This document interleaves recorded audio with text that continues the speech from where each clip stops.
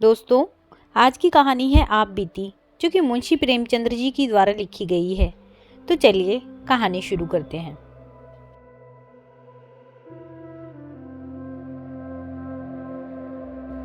साहित्यकारों की जिंदगी में एक ऐसा वक्त भी जरूर आता है जब प्रशंसकों की तरफ से उन्हें ढेरों पत्र प्राप्त होते हैं और वो खुशी से झूम उठते हैं। यह एक ऐसा वक्त होता है जब लेखक अपनी सारी समस्याओं को भूलकर खुशी का अनुभव करता है। वो पत्रों के सागर में डूब जाता है और लहरों के साथ कल्पना के एक नए शिखर पर पहुंच जाता है। उस पल मैं भी कुछ हूं, यह महत्व महसूस होता है। कुछ ऐसा ही अनुभव मैंने सावन महीने में किया, जब मुझे मेरी रचनाओं की प्रशंसाओं से भरा पत्र प्राप्त हुआ। इस पत्र में दिल खोलकर मेरी कृतियों की तारीफें की गई थी। पत्र भेजने वाले खुद एक उत्तम कवि थे। उनकी कविताएं अक्सर पत्रिकाओं में छपती थी। मैं उनका यह पत्र पढ़कर फूला नहीं समा रहा था। मैं खुशी के मारे उसी वक्त उस पत्र का जवाब लिखने बैठ गया। उस उत्साह में मैंने जो कुछ भी पत्र में लिखा, इस समय वो याद नहीं है। हाँ, इतना याद है कि उस पत्र में शुरू से अंत तक प्रेम भरे मीठे शब्द लिखे थे। हालांकि मैं कभी कविता नहीं लिखता था, लेकिन फिर भी मैं शब्दों को जितना सुंदर बना सकता था, मैंने उतना संवार दिया था। यहाँ तक कि पत्र लिखने के बाद जब मैंने उसे फिर से पढ़ा तो मुझे कविता बहुत पसंद आई। पूरा पत्र भाव से भरपूर था। 5वें दिन उसी कवि का एक और पत्र मुझे मिला। वो पहले वाले पत्र के मुकाबले और ज़्यादा प्रभावी था। उसमें मुझे प्यारे भैया कहकर पुकारा गया था। साथ ही मेरी रचनाओं की एक सूची और प्रशंसकों के बारे में उनके नाम और पते पूछे गए थे। इसके साथ ही पत्र के अंत में ये भी कहा गया था कि मेरी पत्नी आपकी बहुत बड़ी प्रशंसक है और आपके लेखन को पढ़ना पसंद करती है। साथ ही पत्र में यह भी लिखा गया था कि मेरी पत्नी पूछ रही थी कि आपकी शादी कहाँ हुई है, आपके बच्चे कितने हैं और आपकी कोई फोटो है तो प्लीज़ भेज दीजिए। वहीं पत्र में मेरे जन्म स्थान और वंश की भी जानकारी पूछी गई थी। पत्र के उसके अंतिम खबर ने मुझे खुश कर दिया था। पहली बार ऐसा हुआ था जब किसी महिला ने अपने मुंह से मेरी तारीफ की थी और यह सुनने का मौका मुझे मिला था। यह सुनकर ऐसा लगा कि कोई मेरे बुरे कर्मों की तारीफ कर रहा है। उस दौरान तारीफ में जितने भी शब्द मुझे याद थे, उन सबको मैंने पत्र में लिख डाला और अपने परिवार और खानदान के विषय में ऐसा जिक्र किया कि जैसे किसी कवि ने भी कभी राजा का गुणगान नहीं किया हो। मेरे दादाजी एक जमींदार के यहाँ कर्मचारी थे, लेकिन उन्हें मैंने रियासत का प्रबंधक बताया था। वहीं अपने क्लर्क पिता को मैंने दफ्तर का प्रधान अध्यक्ष बताया। पत्र में किसानी को जमींदारी बताया था। इसके अलावा अपने लेखन की गिनती को तो बढ़ा न सका, लेकिन उनके महत्व को बड़े अच्छे से समझा दिया था। देखा जाए तो अपनी तारीफ करना एक सिरफिरापन है, लेकिन इशारों में यह काम आसानी से किया जा सकता है। खैर, पत्र खत्म हो चुका था और लेटर बॉक्स में पहुंच चुका था। इसके बाद हफ्ते तक कोई भी पत्र नहीं आया। मैंने पत्र में अपने हिसाब से अपनी पत्नी की तरफ से भी कुछ बातें लिखी थी। उम्मीद थी कि घनिष्ठता बढ़ेगी, लेकिन ऐसा लग रहा था कि कहीं वे मुझे मतलबी और सेंटिमेंटल ना समझने लगा हो, इसलिए कोई पत्र नहीं लिखा हो। अश्विन के महीने का तीसरा पहर था। हर तरफ रामलीला का उत्साह था। मैं भी अपने एक दोस्त के घर था। वहाँ ताश की बाजी चल रही थी। अचानक एक व्यक्ति वहाँ मेरे बारे में पूछते हुए, वह मेरा नाम लेते हुए वहाँ आया और मेरी बगल की कुर्सी पर आकर बैठ गया। मैं उसे नहीं जानता था। मैं सोच में था कि आखिर कौन है यह आदमी और यहाँ कैसे आया। मेरे दोस्त लोग भी उन महाशय को देखकर इशारेबाजी करने लगे थे। मैंने विनम्रता के साथ उस महाशय का नाम पूछा। जवाब मिला, मेरा नाम उमापति नारायण है। मैं जवाब सुनते ही खुश होकर उनके गले लग गया। यह कोई और नहीं बल्कि वही कवि महोदय थे जिन्होंने मुझे पत्र भेजा था। मैंने उनसे उनका हालचाल पूछा, फिर पान और इलायची खिलाई और पूछा कि यहाँ कैसे आना हुआ। उन्होंने जवाब दिया, घर चलिए, फिर विस्तार से बताऊंगा। मैं आपके यहाँ से होकर आया हूँ। वहाँ मुझे पता चला कि आप यहाँ हैं। तो मैं पूछता हुआ यहाँ आ गया। फिर मैं फौरन उसके साथ जाने के लिए तैयार हो गया। उनके कमरे से निकलते ही मेरे दोस्तों ने इशारे में मुझसे पूछा कि यह साहब कौन है। मैंने दोस्तों को बताया कि ये मेरे नए मित्र हैं। मित्र ने कहा कि थोड़ा सावधान रहिएगा, मुझे तो ये थोड़े उचक्के लग रहे हैं। मैंने कहा, आपका यह अनुमान गलत है। आप आदमी को हमेशा उसके कपड़ों से जज करते हैं, लेकिन इंसान वस्त्रों से नहीं बल्कि दिल से होता है। मित्र, खैर ये रहस्य की बात है, बाकी आप जाने, मैं आपको बस सावधान कर रहा हूँ। मैंने मित्र की बात पर कोई जवाब न दिया और उमापति जी को लेकर अपने घर आ गया। मैंने उसके लिए बाजार से खाना मंगवाया। इस दौरान उन्होंने अपनी कई सारी कविताएं मुझे सुनाई।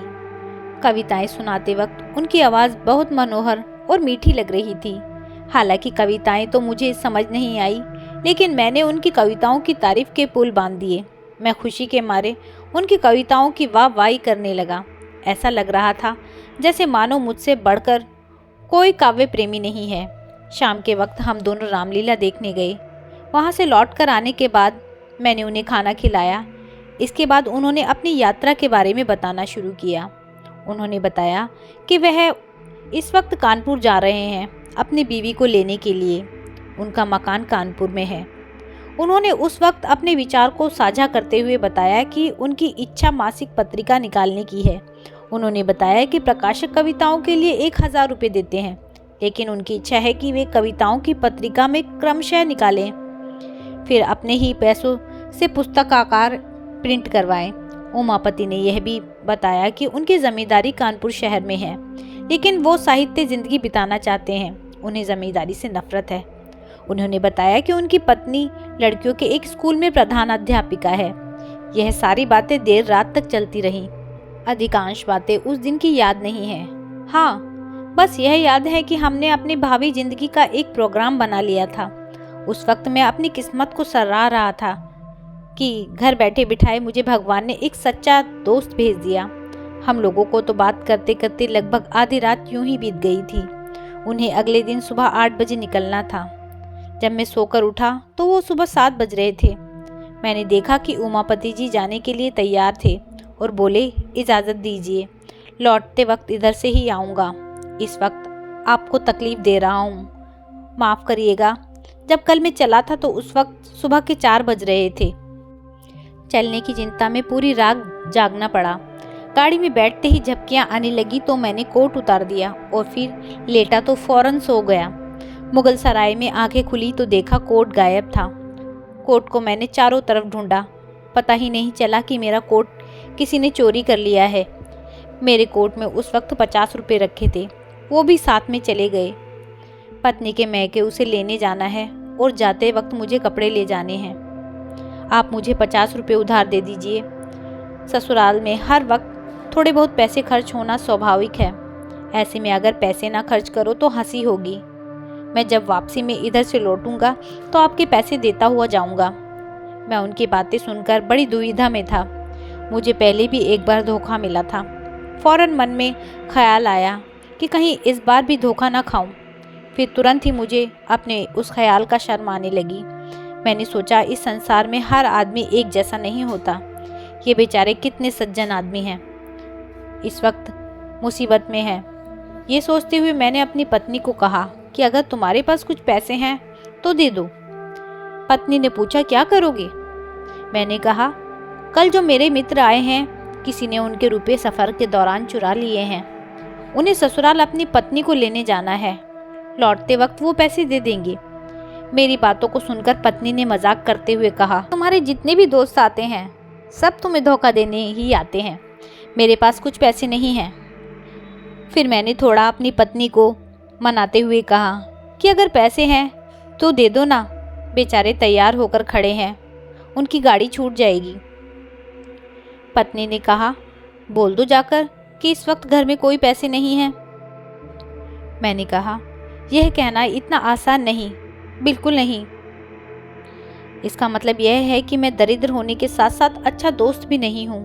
क्या मेरे पास 50 रुपये का भी इंतजाम नहीं हो सकता? उमापति जी को इस पर कभी भी यकीन नहीं होगा कि मेरे पास इतने पैसे भी नहीं हैं। इससे तो यह सही है कि मैं उनसे सीधे सीधे कह दूं कि हमें आप पर बिल्कुल भी यकीन नहीं है।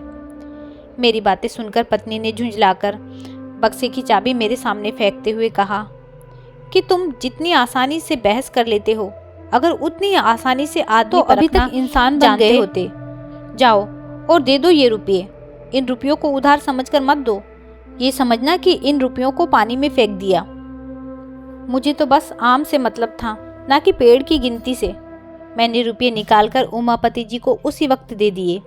उमापति जी ने पैसा लौटाने का वादा किया और चले गए। उमापति 7वें दिन फिर शाम को घर वापस आए। उनके साथ इस बार उनकी पत्नी व बेटी थी। दही चीनी खिलाकर मेरी पत्नी ने उन लोगों का स्वागत व आदर सत्कार किया, यहाँ तक कि 20 रुपये मुँह दिखाई के दिए। इसके साथ कि उनकी बेटी को भी मेरी पत्नी ने मिठाई खाने के लिए 2 रुपये दिए। मुझे लगा था कि उमापति जी आने के बाद ही मेरे रुपये लौटा देंगे, लेकिन उन्होंने रात में रुपये का कोई जिक्र नहीं किया। सोते वक्त मैंने पत्नी से कहा कि रुपये का तो इन्होंने जिक्र तक नहीं किया। पत्नी ने मेरी बात सुनकर हंसते हुए कहा कि क्या तुम्हें सच में उम्मीद थी कि वो आते ही फौरन तुम्हारे पैसे लौटा देंगे?